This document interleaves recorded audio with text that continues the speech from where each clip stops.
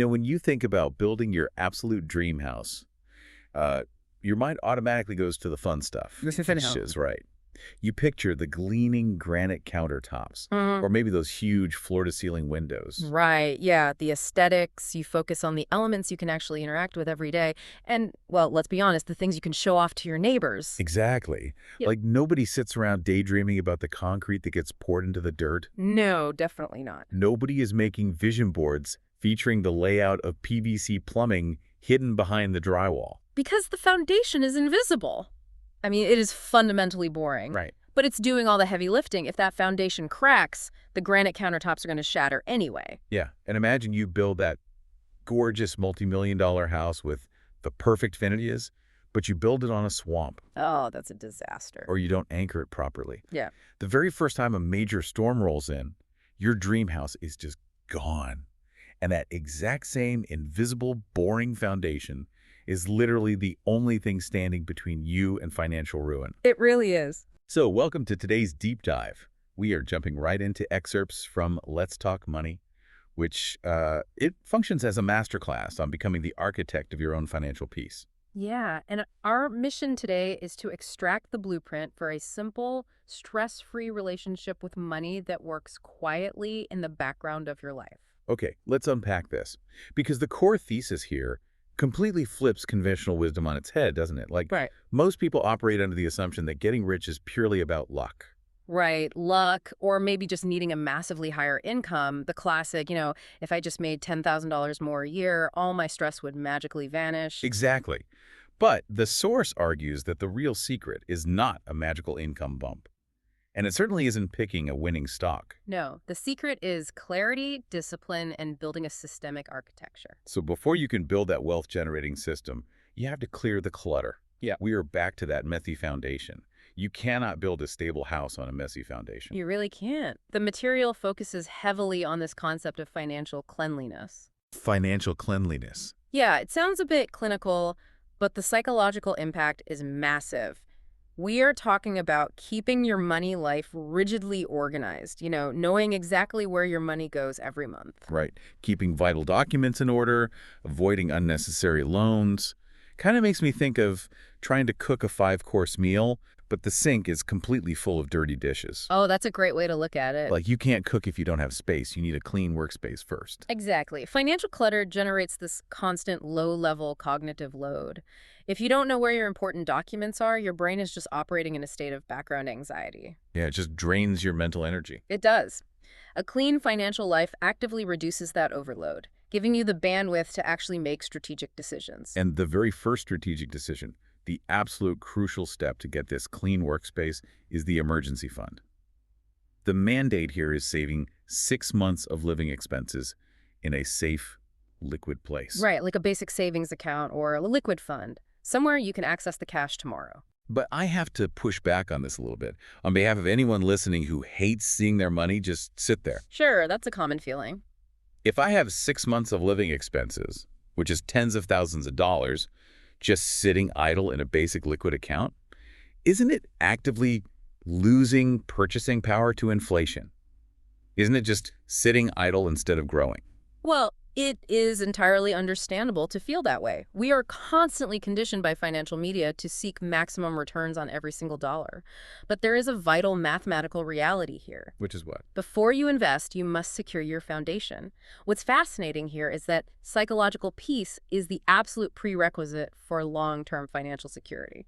So it's not about the returns at all. No, not at all. This emergency fund is not an investment designed to beat inflation. It is your protection against life's unpredictability, a job loss, medical emergencies, things like that. It prevents panic and debt. Exactly. If the market crashes the same week you lose your job and all your money is tied up in stocks, you are forced to sell at a huge loss just to buy groceries.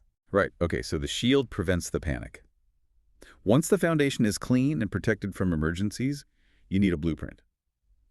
Which brings us to what is highlighted as the single biggest mistake people make. Yes, the contrast between buying products and building an architecture. Right? People buy random parts instead of building a whole system. It's like buying random car parts, a steering wheel here, a tire there. Just hoping they magically assemble themselves into a functioning vehicle. Yeah, exactly.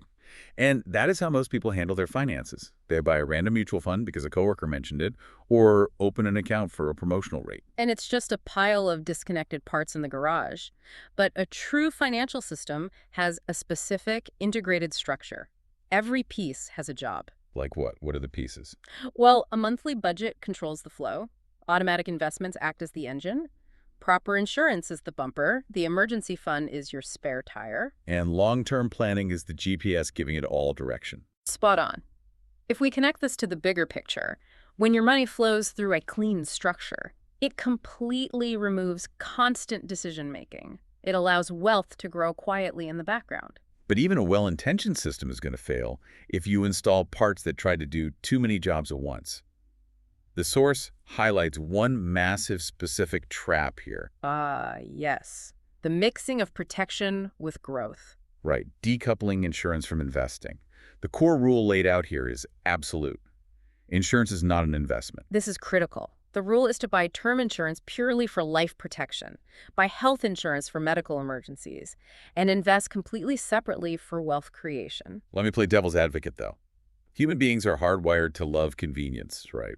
Logically, isn't it just easier to buy a two-in-one product, one that covers insurance and investing at the same time? It's a rational question because the marketing is so persuasive, they sell you on that convenience. But if you look at the mechanics, combining them usually results in a product that doesn't do either job particularly well. Because it's trying to do too much. Yeah, it's like buying a combination TV and DVD player. Oh man, I remember those from the early 2000s. They were incredibly heavy. Right. And what happened when the DVD player broke? You had to throw away a perfectly good television. It creates a single point of failure. Oh, I see. And with financial products, combining them makes the fee structures incredibly opaque. A massive portion of your early premiums goes directly toward the agent's commission.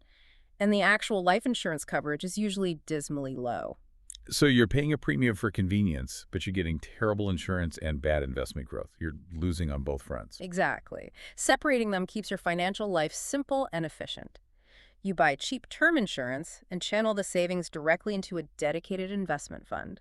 That makes the math undeniably clear. Okay, so we firewalled our risk, we have our emergency shield, we have pure term insurance. How does the system actually grow wealth? What is the engine? The engine is simple, long-term investing through low-cost index funds and diversified mutual funds. So we aren't trying to pick the next massive tech stock or time the market perfectly. Not at all. You start early, stay consistent, keep your fees low, and think long-term. Think in decades, not days. Here's where it gets really interesting.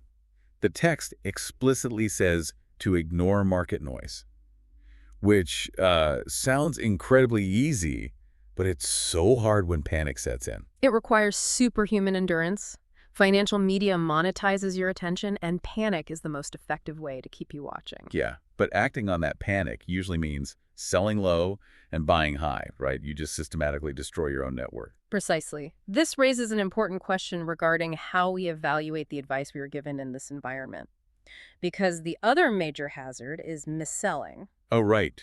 Agents pushing complicated products that really only benefit their own commissions, not the buyer. Yes. When you walk into a bank, you naturally assume they are acting in your best interest, but they are incentivized by commissions to sell you opaque products. So how do you protect the system from that? If you aren't a financial expert yourself, what's the shield? Awareness is your best shield against predatory practices. It means asking direct questions, understanding fees, and avoiding unclear documents. Just asking them how much of my premium goes to your commission. Exactly. And if you do need professional help, the recommendation is to opt for fee-only advisors. Right. Professionals you pay directly for their time rather than them taking a hidden cut from what they sell you. Because they aren't earning commissions, their advice is decoupled from the products. That makes perfect sense. So we have a clean foundation, a protected system, and a simple investment engine. How do we ensure you actually stick to this plan for decades without suffering from burnout? You rely entirely on automation. You set the system on autopilot? Put everything on autopilot, like automatic investments, automatic bill payments. Yes, automatic savings, and just doing annual reviews. You remove yourself from the equation. It's basically like hiring a highly disciplined financial assistant who works for you 24/7, right? Just making sure your money goes exactly where it needs to. It really is. Yeah. And the ultimate payoff mentioned in the source is huge here. Automation doesn't just create long-term wealth. It buys you time freedom and peace of mind. You reclaim your mental energy, which is one asset no amount of money can actually buy more of. Exactly. So let's summarize this core blueprint. You prioritize financial hygiene, build a 6-month emergency shield, and build a system rather than buying random products. Right, you separate insurance from investments, invest simply, beware of mis-selling, and put it all on autopilot. So what does this all mean? It means financial freedom isn't an exclusive club for the lucky. It's a predictable result of a simple system. It really is that straightforward. It's an architecture built entirely on discipline. To you listening right now, which small step will you take right now? Will you start that emergency fund? Will you review your insurance? The architecture starts with one conscious decision. And as you think about taking that first step, I want to leave you with one final thought to mull over. Let's hear it. The source tells us that a good financial system works quietly in the background, without speculation or stress.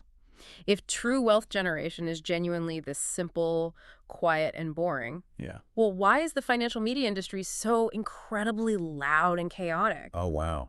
That is a great question. Right. Is all that noise just designed to trick us into buying the exact complicated products this guide warns us to avoid? It really makes you evaluate who benefits from your panic. I mean, while everyone else is screaming about the weather, maybe the smartest move is just let the autopilot run. Thanks for joining us on this deep dive. Catch you next time.